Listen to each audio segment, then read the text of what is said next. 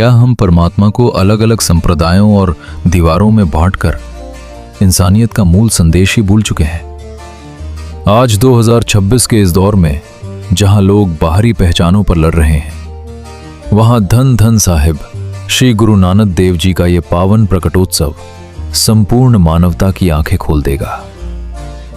सुल्तानपुर लोधी की पावन धरती पर सच्चे पातशाह नित्य नियम के अनुसार अमृत वेले वेई नदी में स्नान करने गए, परंतु उस दिन वे जल में अंतर्ध्यान हो गए।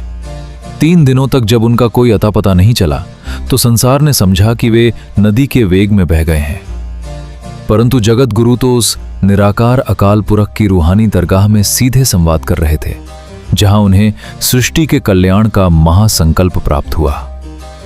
तीसरे दिन जब संपूर्ण जगत व्याकुल था, तब सच्चे पातशाह उसी नदी के जल से साक्षात प्रकट हुए।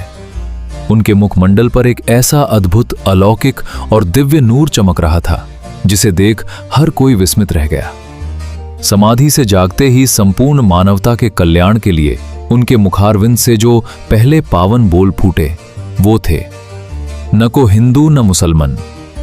इन अमर वचनों का ये अर्थ कदापि नहीं था कि वे किसी धर्म के विरुद्ध थे, बल्कि उन्होंने उस दौर के पाखंड को तोड़ते हुए समझाया कि ईश्वर की दृष्टि में कोई भी मनुष्य बाहरी लेबलों से बड़ा नहीं होता।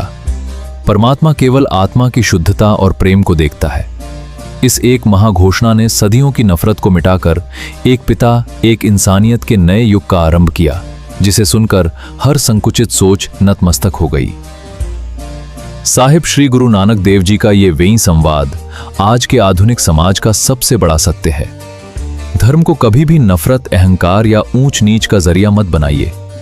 सच्चा रूहानी ज्ञान हमें इंसानों में भेद करना नहीं, बल्कि सब में उसी एक ईश्वर के नूर को देखना सिखाता है।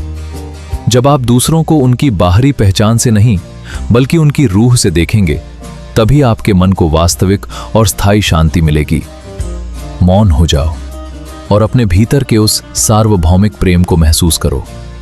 कल सुबह 6 बजे फिर मिलेंगे। वाहे गुरु जी का खालसा, वाहे गुरु जी की फतेह।